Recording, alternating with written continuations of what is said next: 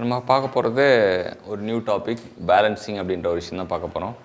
இந்த பேலன்சிங்கில் என்ன ஞாபகம் வச்சுக்கணும் அப்படின்னு பார்த்தா system of masses rotating in different parallel plane. So different parallel பிளேனில் ரொட்டேட்டிங் மாஸ் இருக்குது. ஸோ ஃபார் எக்ஸாம்பிள் எப்படி இருக்குன்னா, இங்கே ஒரு இடத்துல ரொட்டேட்டிங் மாஸ் இருக்குது, இங்கே ஒரு ரொட்டேட்டிங் மாஸ் இருக்குது. பேரலல் பிளேன் வந்து பேரலாக இருக்குது, ரொட்டேட்டிங் மாஸ் இருக்குது. இது வந்து டைனமிக் பேலன்ஸ் அப்படின்னு நம்ம சொல்லணும். அப்படின்னா என்ன இருக்கணும்? டைனமிக் பேலன்ஸ்னால் இது resultant force is equal to ஜீரோவா, இல்லை resultant couple is equal to ஜீரோவா, இல்லை resultant force and resultant couple are both are equal to ஜீரோவா. Force is numerically equal to resultant couple but neither of them need necessarily be zero அப்படின்றது. So இந்த option D வந்து படிக்காதவங்களுக்காக கொடுக்கப்பட்ட option. யாரெல்லாம் படிக்காமல் போகிறாங்களோ அவங்களுக்கு கொடுக்கப்பட்ட ஆப்ஷன். ஆப்ஷன் ஏவும் பியும் சியும் தான் நமக்கு இது பண்ணுறது. டைனமிக் பேலன்ஸ்னால் ரெண்டும் வரும், ரிசல்டன்ட் ஃபோர்ஸும் வரும், ரிசல்டன்ட் கப்புளும் வரும். ஸோ அதான் டைனமிக் பேலன்ஸு. ஃபஸ்ட்டு இப்போ நம்ம இந்த கொஸ்டின் மூலிமா நம்ம தெரிஞ்சுக்கிற விஷயம் என்னென்னா, டைனமிக் பேலன்ஸ்னால் resultant force equal to zero and resultant couple equal to zero அப்படின்னு கற்றுக்குறோம். அடுத்து நம்ம ரெண்டாவதாக கற்றுக்கிற வார்த்தை என்ன அப்படின்னு பார்த்தீங்கன்னா டைனமிக் ஈக்குவலண்ட் அப்படின்றத பார்க்க போகிறோம். இந்த டூ மாஸ் சிஸ்டம் வந்து டைனமிக் ஈக்குவலண்ட் அப்படின்னு எப்போ சொல்லுவோம் அப்படின்னு கேட்குறாங்க. Dynamic equivalent to a rigid body. Two mass சிஸ்டத்தை is dynamic equivalent to a rigid body அப்படின்னு சொன்னால் அது இந்த system is not satisfy the condition. So இது ஒரு நாட் கொஸ்டின்னா 3 வந்து சாட்டிஸ்ஃபை ஆகும், 1 வந்து சாட்டிஸ்ஃபை ஆகாது அப்படின்னு தெரிஞ்சுக்கணும். Sum of the two masses must be equal to the rigid body. 2 மாதம் கூட்டினா டோட்டல் மாஸ்க்கு இது 2 மாஸ் சிஸ்டத்தோட 2 மாசு, இது ரிஜிட் பாடியோட மாஸ். அடுத்தது பி பார்த்தீங்கன்னா polar moment of inertia of system should be equal to the rigid body. அது வந்து அதை பற்றி நமக்கு தெரியாது.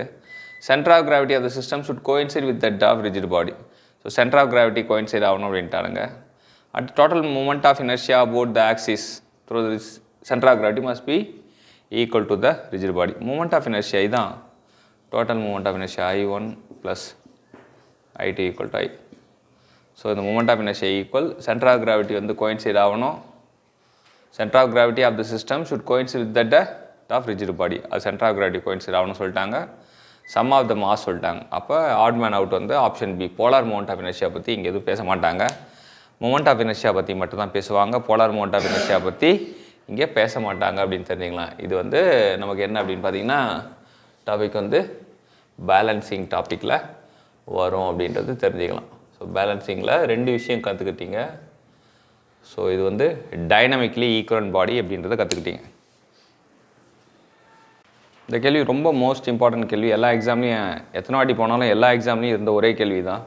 த ratio of length of the connecting rod to crank radius. Length of the connecting rod to crank ரேடியஸை வந்து நம்ம L/Rன்னு அப்படி சொல்லுவோம். அதான் L/Rரை வந்து அதிகப்படுத்த போகிறாங்க. Radius increases. இதை வந்து எண்ணெய் வந்து அதிகப்படுத்தினா L/R அதிகப்படுத்தினா என்ன ஆகும் அப்படின்னா, இது செகண்டரி ஃபோர்ஸுக்கான formula MR ω² cos θ by n. என்ன அதிகப்படுத்தினா ஆட்டோமேட்டிக்காக secondary force will decreases. Secondary unbalance forces will decreases. So அப்படி தான். ஸோ ஏன்னா என்ன கீழே இருக்குது, இன்வெர்ஸ்லி ப்ரொபோர்ஷனல்ன்றதை தெரிஞ்சுக்கலாம். இதுதான் வந்து ப்ரைமரி ஃபோர்ஸுக்கு ஃபார்முலா வந்து MR ω² cos θ. செகண்டரி ஃபோர்ஸுக்கு ஃபார்முலா வந்து MR ω² cos θ by n. So இது வந்து n அதிகப்படுத்தினா செகண்டரி ஃபோர்ஸ் குறையுன்றது சாதாரணமான விஷயந்தான். ஆனால் இது சிக்னிஃபிகண்ட்டாக எல்லா எக்ஸாம்லையும் கேட்குறாங்க. இது ஒரு அப்ளிகேஷன் ஓரியன்டோட கொஸ்டின். லோக்கோமோட்டிவ் போகும்போது வந்து லோக்கோமோட்டிவ் வந்து கம்ப்ளீட்லி பேலன்ஸ் பண்ணவே கூடாது. ஏன் அப்படின்ற காரணம். So in locomotive engines the reciprocating mass are only partially balance. Reciprocating மாஸை வந்து பார்ஷியலி தான் பேலன்ஸ் பண்ணுவாங்க. ஏன் காரணம் என்ன அப்படின்னு பார்த்தீங்கன்னா, full balancing might lead to lift the locomotive engine off the rail. தண்டவாளத்தை விட்டு அப்படியே ஃபுல்லாக பேலன்ஸ் பண்ணிட்டீங்கன்னா தண்டவாளத்தை அந்த மாஸ் வந்து என்ன பண்ணால் தண்டவாளத்தை வந்து டீரெயில் பண்ணி விட்டுரும். ஸோ அதனால் பார்ஷியல் பேலன்ஸ் தான் பண்ணுவாங்க. லோக்கோமோட்டிவ் இன்ஜின்ஸை ரெசிப்ரோகேட்டிங் மாஸை பார்ஷியல் பேலன்ஸ் தான் பண்ணும். ஏன்னா தண்டவாளத்தில் தடம் பொருளாமல் பார்த்துக்கிறதுக்கு அது ஒரு நல்ல method. Full balancing might lead to lifting the locomotive engine off the rail. தண்டவாளத்தை விட்டு தடம் போயிருக்க பார்ப்பான் என்ன சொல்லியிருக்கான். Locomotive engine reciprocating mass are only partial because full balancing might lead to அப்படின்னு சேர்த்து எழுதியிருக்காங்க. அது என்ன பார்த்தீங்கன்னா, அது இன்னொரு விஷயம் வந்து ஆமர் ப்ளோ அப்படின்னு ஒரு விஷயம் இருக்குது. ஆமர் ப்ளோ அப்படின்னா, நீங்கள் ட்ரெயினில் போகும்போது நம்ம உடம்பு வந்து ஜிகுன்னு ஆடிக்கிட்டே போகும். ஏன் ஜிகுன்னு ஆடுதுன்னா, அந்த perpendicular force will be created. இப்போ இப்படி இருக்குன்னா இதான் தண்டவாளம் அப்படின்னா ட்ரெயின் போகுதுன்னா இந்த பெர்பெண்டிகுலர் இதுதான் லைன் ஆஃப் ஸ்ட்ரோக்குக்கு பெர்பெண்டிகுலராக ஃபோர்ஸ் க்ரியேட் ஆகிறது தான் நம்ம என்ன சொல்லுவோம் ஹேமர் ப்ளோ அப்படின்னு. ஹேமர்னு தண்டவாள் இது சுற்றி வச்சு யாரோ அடிப்பாங்க அப்படின்லாம் கிடையாது. அந்த perpendicular force, perpendicular primary disturbing force, perpendicular primary disturbing force வந்து acting perpendicular to the line of stroke, அதுதான் வந்து that phenomena is called as hammer blow. நீங்கள் ட்ரெயினில் எப்போச்சும் மறுபடியும் போகும்போது அந்த ஹேமர் ப்ளோ இதுவாகிறத நீங்கள் ஃபீல் பண்ணி பார்த்தீங்கன்னா ஹேமர் ப்ளோ ஞாபகம். ஹேமர் ப்ளோ வந்து பேலன்சிங்கில் ஒரு முக்கியமான கான்செப்ட். இப்போ நம்ம என்ன பார்க்க போனால் the primary disturbing force due to the inertia of the reciprocating parts of mass m radius r revolving with angular velocity omega is given by பார்த்தோன்னு சொல்லலாம் mr omega square cos theta தான் இதோட இதுவே. So mr omega square sin theta வராது, cos theta தான் வரும், cos component தான் வரும். ரெண்டுமே டிஸ்டர்பிங் ஃபோர்ஸ், ரெண்டுமே காஸ் காம்பனண்ட் தான் வரும்னால இங்கே கீழடியோட n வராது. So mr omega square cos theta தான் வந்து இது. அடுத்தது இங்கே mr omega square cos 2 theta by n வந்து அந்த n வந்து 2 தீட்டாவுக்கு வராது. நமக்கு என்ன அப்படின்னா இதில் ரெண்டு சம்மந்தம் இல்லாத விஷயம். ஸோ இங்கே பார்த்தீங்கன்னா டோட்டல் அன்பேலன்ஸ் ஃபோர்ஸ் வந்து mr omega square open the bracket cos theta plus cos 2 theta by n வரும். ஸோ இந்த mr omega square உள்ள பெருக்குனா mr omega square cos theta வந்து primary unbalance force, mr omega square cos 2 theta whole divided by n வந்து இது secondary unbalance force. இதுவும் நம்ம ஏற்கனவே டிஸ்கஸ் பண்ண கான்செப்ட் தான். இது பார்த்தோன்னே நீங்கள் சொல்லிடலாம் there is a danger of locomotive will being lifted above the rail at a certain speed. இந்த டேஞ்சர் இருக்குது அப்படின்றாங்க. அதனால தான் வந்து நம்ம பார்ஷியலி பேலன்ஸ் பண்ணுறோம் அப்படின்றது ஆல்ரெடி பேசிட்டோம். Lifting of locomotive wheel above rail at a certain speed is due to the gyroscopic action கிடையாது, அது வந்து due to the hammer flow அப்படின்றது. ஸோ இந்த ஒரு வார்த்தையை மாற்றி நம்மளை விக்கெட் எடுக்க ட்ரை பண்ணுறாங்க. நம்ம ஃபுல்லாக படிச்சுட்டு ஓகே இதான் காரணம் போல இருக்குது அப்படின்னு சொல்லிட்டு ஆப்ஷன் ஏ போடுவோம். ஆனால் மேலே மட்டும் தான் கரெக்டு, கீழே தப்பு அப்படின்னால option C is the right answer. இந்த கேள்வி வந்து ரொட்டேட்டிங் பேலன்சிங்கான கேள்வி. ரொட்டேட்டிங் பேலன்சிங் எப்படி பண்ணணும் அப்படின்னு பார்த்தீங்கன்னா consider the following statement for completely balancing of a single rotating mass. Single rotating mass இருக்குது, அப்படி ஒரு மாஸ் வந்து சுற்றிட்டு இருக்குது அப்படின்னா அதை எப்படி பேலன்ஸ் பண்ணுறதுனா another rotating mass placed diametrically opposite in the same plane balance the unbalanced mass. இது அன்பேலன்ஸ் மாஸ் வச்சிங்களேன், அதுக்கு டயமெட்ரிக்லி ஆப்போசிட்டாக இங்கே எவ்வளோ தூரம் இருக்கோ இங்கே R1 தூரம் இருந்தால் அங்கேயும் R1 தூரத்துக்கு பேலன்ஸ் மாஸ் வைக்கணும். இது ஒரு method. So another rotating mass placed diametrically opposite in the same plane balance the unbalanced mass. இல்லை another rotating mass placed diametrically opposite in the parallel plane balance the unbalanced mass. diametrically opposite in a parallel plane சொல்கிறாங்க. parallel planeனா இப்படி இங்கே இருக்கான் வச்சிங்களேன், இதான் தான் parallel plane. diametrically opposite, இது balance mass, இது அன்பேலன்ஸ் மாஸ் அப்படின்னா இது செல்லாது, இது ஓகே, அது ரெண்டாவது செல்லாது. மூணாவது பார்த்தீங்கன்னா the mass place in 2 different plane. இது எப்படி சொல்கிறாங்கன்னா இங்கே தான் வந்து அன்பேலன்ஸ் மாஸ் இருக்கானா த மாஸ் பிளேஸ் இன் இது பேலன்ஸ்டு மாஸ் 1, இது balance mass 2. The mass 2 mass place in 2 different planes balance unbalance mass அப்படி சொல்கிறாங்க. ஸோ இதுவும் okay. So 1 and 3 is the right answer. இப்போ வந்து இந்த கேள்வியில் நீங்கள் தெரிஞ்சுக்கிறது ஒரு ரோட்டரி பேலன்சிங்கை பற்றி தெரிஞ்சுக்கிட்டீங்க. ரோட்டரி பேலன்சிங் எப்படி பண்ணலான்னா ஒரு மாஸ் அன்பேலன்ஸ் மாஸ் இருக்குன்னா அது எவ்வளோ தூரத்தில் இருக்கோ அதுக்கு ஆப்போசிட் தூரத்தில் அந்த பக்கம் வச்சோன்னா பேலன்ஸ் ஆகும் அப்படின்றாங்க. அதுக்கப்புறம் இல்லாட்டி ஒரு அன்பேலன்ஸ் மாஸ் இருக்குன்னா 2 பேரலல் பிளேனில் 2 டிஃப்ரெண்ட் மாஸ் வச்சு பேலன்ஸ் பண்ணலாம் அப்படின்னு சொல்லியிருக்காங்க. மூணாவதாக இந்த விஷயம் தப்பு. பேரலல் பிளேனை தள்ளி இதுக்கு ஈக்குவலாக அதே அளவுக்கு வச்சோம் அப்படின்னா செல்லாதுன்னு சொல்லிடும். So 1 and 3 is the right option.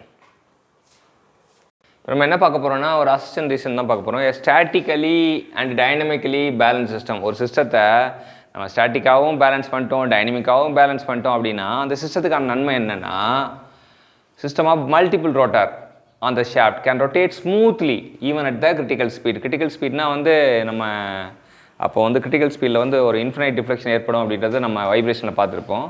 ஆனால் ஒரு சிஸ்டத்தை வந்து ஸ்டாட்டிக்காக பண்ணிட்டோம், ஸ்டாட்டிக்கலி பேலன்ஸாகவும் பண்ணிட்டோம், டைனமிக்காக பேலன்ஸ் பண்ணிட்டோம், கிரிட்டிக்கல் ஸ்பீடில் கூட அது வந்து ரொட்டேட் ஸ்மூத்லி அப்படின்றாங்க. அது தெரிஞ்சிக்க வேண்டிய விஷயம். அதுதான் பேலன்சிங்கோட இம்பார்ட்டன்ட். இந்த ஸ்டேட்மெண்ட் வந்து பேலன்சிங் எந்த அளவுக்கு முக்கியம் அப்படின்றத இது சொல்லுது. அடுத்த டோட்டல் பேலன்சிங் பண்ணோம் அப்படின்னா it eliminates all the in plane and out of plane unbalance. Total பேலன்சிங்னா எல்லா அன்பேலன்ஸ் ஃபோர்ஸையும் எலிமினேட் பண்ணுறது தான். வந்து total balancing. What do you mean by total balancing? Complete balancing அப்படின்னா it eliminates all the in plane and out of plane unbalanced forces. இந்த question சூப்பரான question. ஏன் அப்படின்னு பார்த்தீங்கன்னா இதில் 4 ஸ்டேட்மெண்ட் கொடுத்துருக்காங்க. 4த்தையும் நம்ம நல்லா உத்து பார்க்கணும். பேலன்சிங் ஆஃப் இன்ஜினில் ரிலேட்டடான ஸ்டேட்மெண்ட் தான். என்ன அப்படி first statement magnet of primary force, magnet of primary unbalancing force வந்து எப்படி இருக்கும் அப்படின்னா less than the secondary unbalance force அப்படின்றாங்க. அது வந்து பொய். பிரைமரி வந்து அதிகமாக இருக்கும் அப்படின்றது தான் நிஜம். ஸோ பிரைமரி தான் அண்ணன், செகண்டரி தம்பி. ஸோ அதனால் ஃபஸ்ட்டு இது வந்து பொய் அப்படின்னு தெரிஞ்சிச்சு. அப்புறம் ஹேமர் ப்ளோ இந்த locomotive engine along the line of ஸ்ட்ரோக்குன்றது தப்பு. It is perpendicular to the line of stroke of the piston அப்படின்றது தான் வந்து நிஜம். So along the line of ஸ்ட்ரோக்குன்றது பொய். இங்கே லெஸ்ன்றது பொய், இங்கே along the line of stroke. The unbalance force of variation magnitude டைரக்ஷன்றது பொய்ன்னு சொல்கிறாங்க. அது எப்படின்றத பார்த்துக்குங்க. The primary unbalance force attain it maximum twice in 1 revolution of crank. 2 தடவை மதிப்பு வந்து அதிகமாக இருக்கும் அப்படின்றாங்க. ஸோ பிரைமரி ஃபோர்ஸுக்கு ஃபார்முலா உங்களுக்கு தெரியும், MR omega square cos theta. Secondary ஃபோர்ஸுக்கு ஃபார்முலா தெரியும், MR omega square cos 2 theta by N. Primary force will be maximum at theta equal to 0 for every revolution and magnitude will be MR omega square அப்படின்னு சொல்லலாம். Secondary force will be maximum at theta equal to 0 pi by 2 pi 3 pi by 2 during every revolutionன்றாங்க. இப்போ the primary force will be maximum when theta equal to 0 and pi for every revolution. அதனால தான் 2 அப்படின்றது சொல்லிட்டாங்க. So அதான் வந்து true statement. FS வந்து ஒரு இதில் வந்து 4 வாட்டி வரதுக்கு வாய்ப்பு இருக்குது. தீட்டா 0 5 by 2 pi 3 by 2 அப்படின்ற இதில் இருக்குது. It magnitude will be mr omega square. Maximum primary force ஓட value mr omega square, maximum secondary force ஓட வேல்யூ வந்து mr omega square by n. So ரெண்டுத்தையும் வகுத்தீங்க அப்படின்னா என்ன வரும்னா the frequency of primary force is half that of the secondary force. So இவங்க 2 பேரையும் வகுத்தீங்கன்னா வெறும் n மட்டும்தான் இருப்பாங்க. அதாவது பிரைமரி பை செகண்டரி அப்படி போட்டிங்கன்னா that is equal to n அப்படின்ற வரும். Maximum primary force by maximum secondary force equal to the value n அப்படின்றது தெரியலாம். So the frequency of Fp is half that of Fs இன்னொரு பாயிண்ட் ஞாபகம் வச்சு சொல்கிறாங்க. however the magnitude of Fs is less. Fs வந்து எவ்வளோ லெஸ்ஸாக இருக்கும்னா n times லெஸ்ஸாக இருக்கும் அப்படின்னு தெரிஞ்சுக்கலாம். in slow speed engine அதாவது ஸ்டீம் இன்ஜினில் the secondary unbalanced force வந்து can be neglected அப்படின்றது சொல்கிறாங்க. அப்போ இதில் சொல்லப்பட்ட அத்தனை பாயிண்ட்டும் இம்பார்ட்டன்ட் பாயிண்ட். ஸோ இவன் காஸ் தீட்டா ஃபார்முலா வருவான், ஏற்கனவே தெரிஞ்சதான். இவன் MR omega square cos 2 theta by N வருவான். மேக்ஸிமம் வேல்யூ வந்து எம்ஆர் ஒமேகா ஸ்கொயர் வருவான். ட்ரிக்னாமெட்ரியோட அதிகபட்ச மதிப்பு 1 தான். ஸோ எம்ஆர் ஒமேகா ஸ்கொயர் வருவான். இங்கே எம்ஆர் ஒமேகா ஸ்கொயர் பை என் மட்டும் வருவான். இங்கே 0, பை 2 இடத்துல மேக்ஸிமம் ஃபோர்ஸ் வருவான். இங்கே 4 இடத்துல செகண்டரி ஃபோர்ஸ் வருவான். ரெண்டுத்தையும் ஃப்ரீக்வன்சி ஆஃப் ப்ரைமரி ஃபோர்ஸ் வந்து செகண்டரியை விட ஆஃபில் இருக்கும் அப்படின்னு தெரிஞ்சுக்கலாம். அப்புறம் primary force by secondary force maximum, அது maximum primary force by maximum secondary force வந்து n வரும். Our magnitude of FS is less அப்படின்றாங்க. ஏன் எத்தனை மடங்கு லெஸ் அப்படின்னா எஃப்இ பை n வரும் formula. FS equal to FE by n வரும் லெஸ். இன் ஸ்லோ ஸ்பீட் இன்ஜினில் ஸ்டீம் இன்ஜினில் செகண்டரி அன்பேலன்ஸை வந்து நம்ம நெக்லெக்ட் பண்ணிவிடுவாங்கன்றாங்க. இப்போ நம்ம என்ன பார்க்க போகிறோம் அப்படின்னா வந்து நிறைய மாஸ் இருக்குது, செவரல் மாஸ், எல்லாம் ரொட்டேட்டிங் மாஸ். இது எல்லாமே ரொட்டேட்டிங் மாஸ். ரொட்டேட்டிங் மாஸ் இருக்கும்போது இதை வந்து பேலன்ஸ் பண்ண ஆசைப்பட்டால் சிங்கிள் மாஸை வச்சு பேலன்ஸ் பண்ண முடியுமா? ஒரு பிளேனில் உள்ள சிங்கிள் மாஸை வச்சு பண்ண முடியுமா? Single mass in one of the plane of the revolving மாஸ்லேயே சிங்கிள் மாஸ் வச்சு பண்ண முடியுமா? இல்லை 2 மாஸ் இன் எனி 2 பிளேனா? 2 மாஸ் இன் எனி 2 பிளேன் தான் correct answer. 2 equal mass in any பிளேன்றது கிடையாது. 2 mass in any 2 plane. Revolving மாஸை மல்டிபிள் ரிவால்விங் மாஸை பேலன்ஸ் பண்ணால் we have to balance with the help of 2 masses in the 2 planes.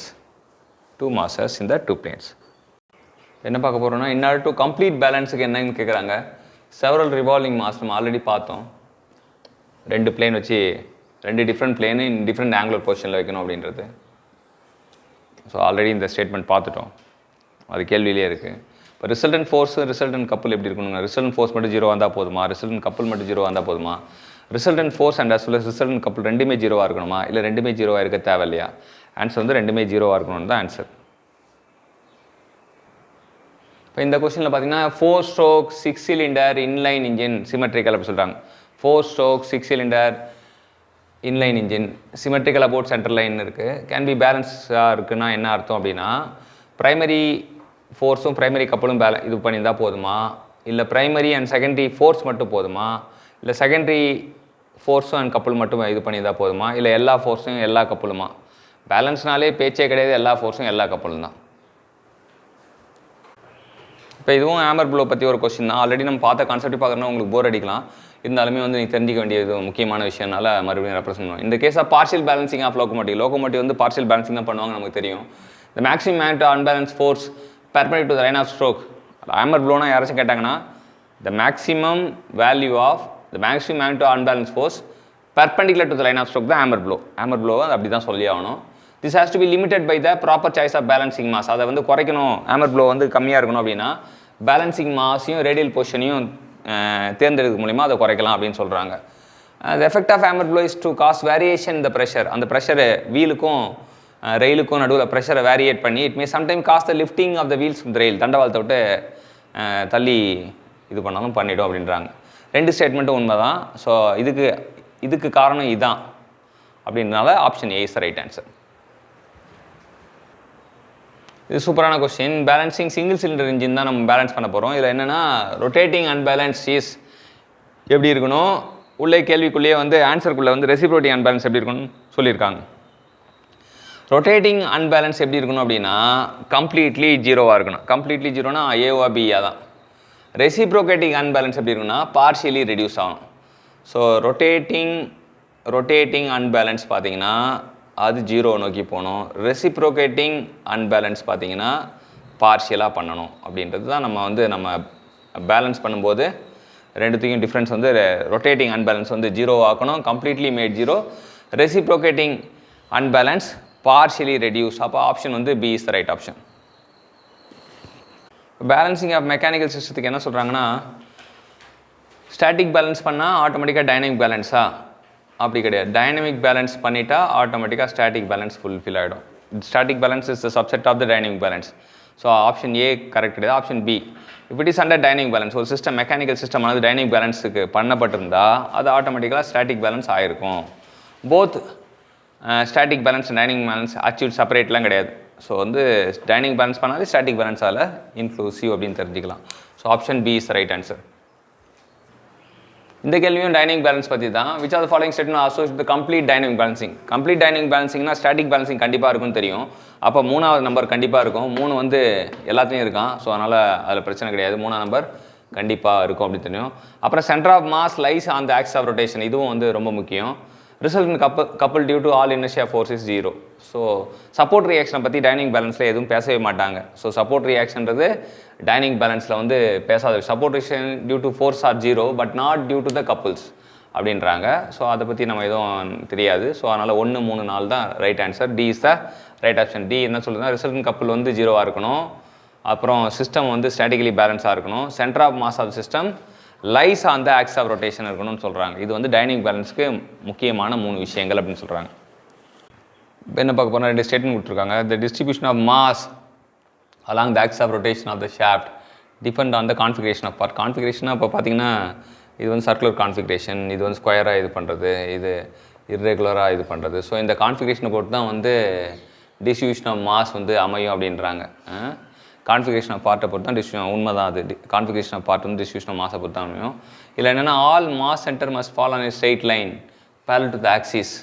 So இப்போ ஒரு எல்லா mass சென்டரும் must fall on straight line parallel to the axis of the shaft for complete. இப்போ parallel to the axis இப்படி இருக்குன்னா இப்போ இங்கே ஒரு மாஸ் இருக்கா, இந்த மாஸ் சென்டரும் இங்கே, இது இருந்தால் இங்கேயும் இதுவும் இங்கே, இது இருந்தால் இங்கேயும் இங்கே, அந்த மாதிரிலாம் எதுவும் சட்டத்திட்டங்கள்லாம் கிடையாது.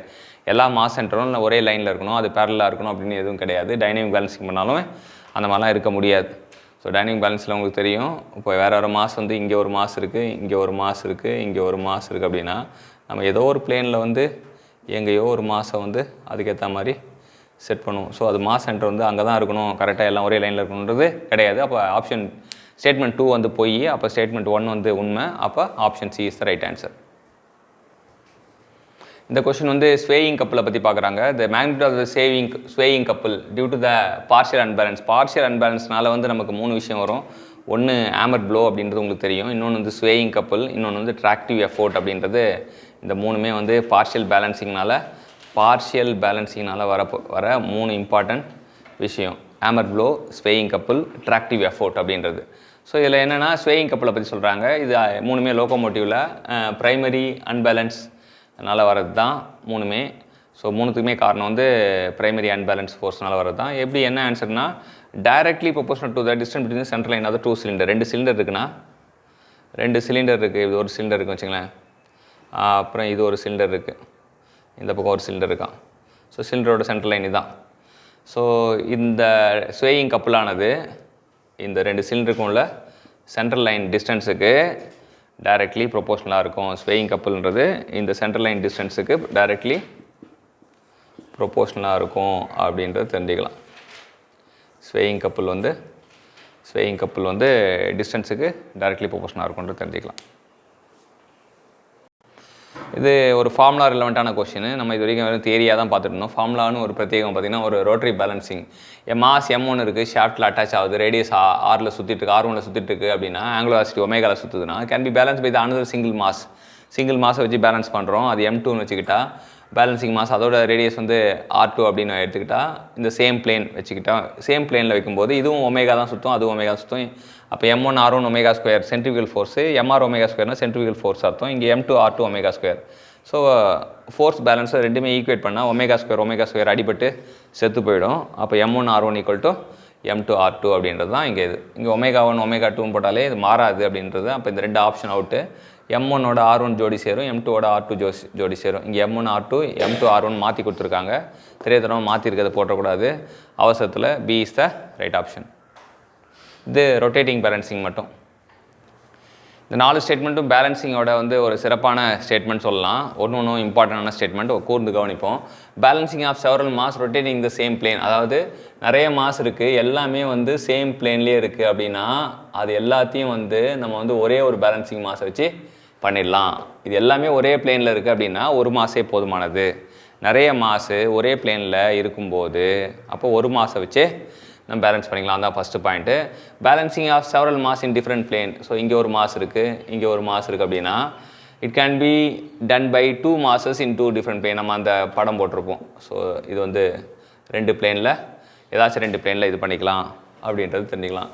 ஆனால் எது side of the reference plane, அந்த சேம் சைடு இது சைட்லேயும் இருக்கலாம், சேம் சைட்லேயும் இருக்கலான்றானுங்க. ஸோ அதுவும் ஞாபகம். Reciprocating mass cannot be completely balance. நமக்கு தெரியும் ரெசிப்ரோகேட்டிங் மாஸை வந்து கம்ப்ளீட்லி பேலன்ஸ் பண்ணக்கூடாது. கம்ப்ளீட்லி பேலன்ஸ் பண்ணால் நமக்கு அது it will got some deficiency destruction அப்படின்றது தெரிஞ்சுக்கலாம்.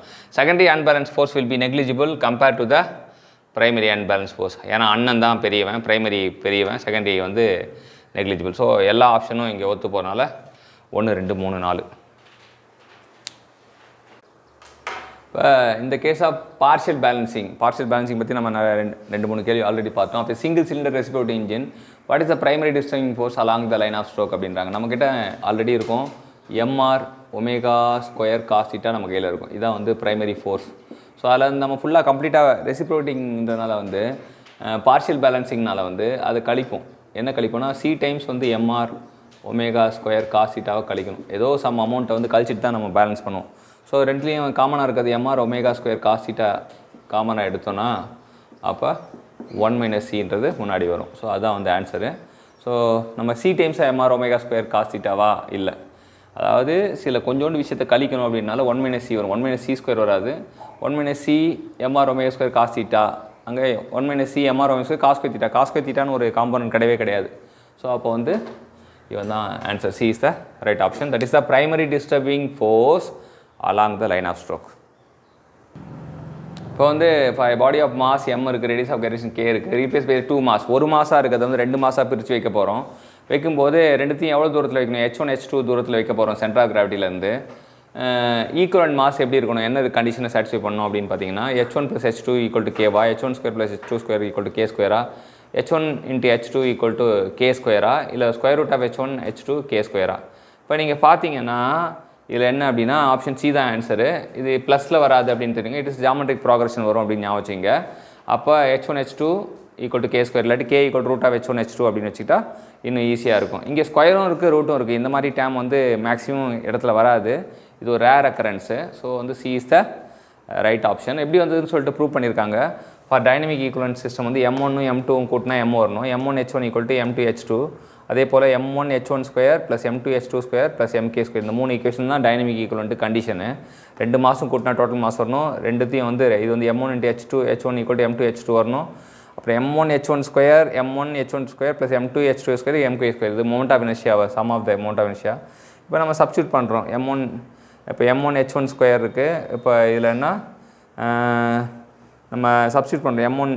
mk ஸ்கொயர் வந்து m1 இருந்ததுன்னா நம்ம ரெண்டுத்தையும் எல்லாத்தையும் சால்வ் பண்ணி நம்ம கிடைக்கிற ஈக்குவேஷன் என்னன்னா k ஸ்கொயர் = h1 h2ன்னு கிடைக்குது. k ஸ்கொயர் = h1 h2ன்னு கிடைக்குது. ஸோ நம்ம டேரெக்டாக C is the right option. So derivation பாருங்கள் எப்படி என்ன இதுன்னு சப்ஸ்டியூட் பண்ணுறாங்கன்னு பாருங்கள், புரிஞ்சுக்குங்க. ஆனால் வந்து காம்படிட்டிவ் எக்ஸாம் இதுக்கு வந்து இது கிடையாது, இது இம்பார்ட்டன்ஸ் கிடையாது. நமக்கு h1 h2 கொடுத்துருவாங்க. h1 h2 கொடுத்துட்டு k கேட்பாங்க. h1 வந்து 8, h2 வந்து 2 அப்படின்ட்டுருவாங்க. அப்போ k கேட்பாங்க. k கேட்டாங்கன்னா 8 × 2 16 4 அப்படி. இதுதான் வந்து நம்ம ப்ராப்ளமாக கேட்டாங்கன்னா இந்த மாதிரி கேட்பாங்க. ஃபார்முலா கேட்டாங்கன்னா டைரெக்டாக ஒரே ஃபார்முலா தான், k = h1/h2. அந்த h1 h2ன்றதுன்னா h1 h2ன்றது சென்டர் ஆஃப் கிராவிட்டியிலேருந்து சென்டர் ஆஃப் பொசிஷன்லேருந்து எவ்வளோ தூரம் இருக்குது அதுதான் h1. அது வந்து டைனமிக் ஈக்குவலன்ட் சிஸ்டத்துக்கு வந்து ஒரு மாஸ் சிஸ்டத்தை 2 மாதம் மாற்றணும் ஆசைப்பட்டீங்கன்னா இது ஒரு மாஸ் 1, இது மாஸ் 2. அது ஒரு மாதம் இருந்ததை ஒரு மாஸ் வந்து r தூரத்தில் இருந்ததை h1 h2 தூரத்துக்கு மாற்றிங்கன்னா இந்த மாதிரி விளையாடிக்கலான்னு சொல்கிறாங்க. இப்போ இந்த கொஸ்டினை வந்து மனசில் கொண்டு வருவோம். எப்படி கொண்டு வருவாங்க? 3 சிலிண்டர் இருக்குது, ரேடியல் இன்ஜின் சொல்லிட்டாங்க, driven by a common crank. 3 cylinder common crank of radius r, 3க்குமே r தான் அப்படி சொல்லிட்டாங்க. Cylinder spaces 120 degree. ஏன்னா 360 டிகிரி இருக்குன்னா 120 120 123 பிரிச்சுக்கிறாங்க. 120 120 123 வச்சுக்கிறாங்க. ஸோ வச்சுக்கிட்ட பிறகு அமாங் ஈச் அதர் அந்த மாஸ் ஆஃப் ரெசிப்ரோட்டிங் பார்ட்ஸ் வந்து 3த்துலேயுமே m தான், ரேடியஸ் 3த்துலேயும் r தான். த primary unbalance force at the crank shank speed omega கேட்குறாங்க. இங்கே ஆன்சர் வந்து 3/2 mr ஒமேகா ஸ்கொயர் தான் ஆன்சரு. ஆனால் வந்து இங்கே என்ன சில விஷயங்கள் மட்டும் புரிஞ்சுப்போம். டைரக்ட் ரேங்க், ரிவர்ஸ் கிராங்க்னு ஒரு 2 இருக்கும். எப்பவுமே வந்து இந்த சம் சால்வ் பண்ணணும். Direct rank, reverse crank. Direct rank வந்து ஃபஸ்ட்டுக்கு பொசிஷன் ஆஃப் 1க்கு வந்து பார்த்திங்கன்னா டைரக்ட் ரேங்க்கும் OA தான், ரிவர்ஸ் கிராங்க்கும் OA தான் அப்படின்றாங்க. இது செகண்டுக்கு வந்து பார்த்திங்கன்னா வந்து டைரக்ட் ரேங்க் OA அப்படின்னு எடுத்துக்கிட்டிங்கன்னா ரிவர்ஸ் கிராங்க் வந்து OC அப்படின்றாங்க. OC வந்து இங்கே இருக்குது. மூணாவதுக்கு பார்த்திங்கன்னா டைரக்ட் ரேங்க் OA அப்படின்னா ரிவர்ஸ் கிராங்க் OB அப்படின்றாங்க. ஸோ 3த்துக்குமே direct rank, reverse crank out to find அப்படின்னு பார்த்திங்கன்னா ஃபஸ்ட்டு சிலிண்டருக்கு வந்து 2மே OA தான். செகண்டுக்கு வந்து டைரக்ட் ரேங்க் OA ஆனால் ரிவர்ஸ் கிராங்க் வந்து OC. தேர்டுக்கு வந்து direct rank OA, reverse crank OB அப்படின்றாங்க. அப்படின்ற பிறகு அப்புறம் அடுத்தது என்ன அப்படின்னு பார்த்தீங்கன்னா reverse crank of the 3 cylinder form a balance system வந்து பார்த்தீங்கன்னா cos 0 degree, cos 120 degree, cos 240 degree போட்டால் 0 வருது. ஸோ ரிவர்ஸ் கிராங்க் ஃபுல்லாகவே 0 ஆகிடுது. டைரக்ட் ரேங்க் கால்குலேட் பண்ணும்போது 3 × m/2 r ஒமேகா ஸ்கொயர்னு வருதுன்னு சொல்கிறாங்க. ஸோ நம்ம ஆன்சர் வந்து இங்கே தான் இருக்குது. இல்லை ரிவர்ஸ் கிராங்க் 0ன்னு நம்ம ஞாபகம் வச்சுக்கிறோம். டைரக்ட் ரேங்க் வந்து 3/2 mr ஒமேகா ஸ்கொயர்ன்றது ஞாபகம் வச்சுக்கிறோம். என்ன ப்ராப்ளம் அப்படின்னா ரெசிப்ரோட்டிங் மாஸ் வந்து பேலன்ஸ் எப்படி பண்ணுவாங்க ஏற்கனவே நம்ம பார்த்துட்டோம். இது பிரைமரி ஃபோர்ஸ் வந்து என்ன அப்படின்னு இது பண்ணுறோம். என்ன அப்படின்னா பேலன்ஸ் பை மாஸ் வந்து என்ன, அன்பேலன்ஸ் மாஸ் என்னன்னு கண்டுபிடிக்கிறாங்க. அன்பேலன்ஸ் நம்ம ஆல்ரெடி ஃபார்மில் பார்த்தோம். 1 - c. இது வந்து ப்ராக்கெட் தான், mr ஒமேகா ஸ்கொயர். இது ப்ராக்கெட் ஓப்பன் ஆகுது, c கிடையாது. இது வந்து ப்ராக்கெட்டு ஓப்பன் ஆகுதுன்னு நினைக்கிறேன். 1 and 4 சியா? சி வெளியே வேறு இருக்கானா? அப்படி இருக்காதே. ஒரு நிமிஷம். இப்போ நம்ம என்ன பார்த்தோம்னா பேலன்ஸ் மாஸ் வந்து c mr omega square cos theta அப்படின்னு ஞாபகம் வச்சுக்கலாம். அன்பேலன்ஸ் மாஸ் வந்து நம்ம ஆல்ரெடி c mr வெறும் mr ஒமேகா ஸ்கொயர் காஸ் தீட்டாலேருந்து c mr omega square cos theta கழிச்சா நம்ம இந்த 4th ஈக்குவேஷன் வரும். நம்ம ஆல்ரெடி நம்ம போட்டிருக்கோம், அது பார்த்துக்குங்க. ஸோ அப்போ option 1 and 4 is the right answer. Balance மாஸ்க்கு ஒரு ப்ராப்ளம் இது, அன்பேலன்ஸ் மாஸுக்கு இது. So c × mr omega square cos theta எப்படி வந்ததுன்னு போட்டிருக்காங்க. இங்கே 1 - c mr omega square cos theta எப்படி வந்ததுன்னு போட்டிருக்காங்க. ஸோ அன்பேலன்ஸ் மாஸும் தெரிஞ்சுக்கிறோம், பேலன்ஸ் மாஸும் தெரிஞ்சுக்கிறோம்.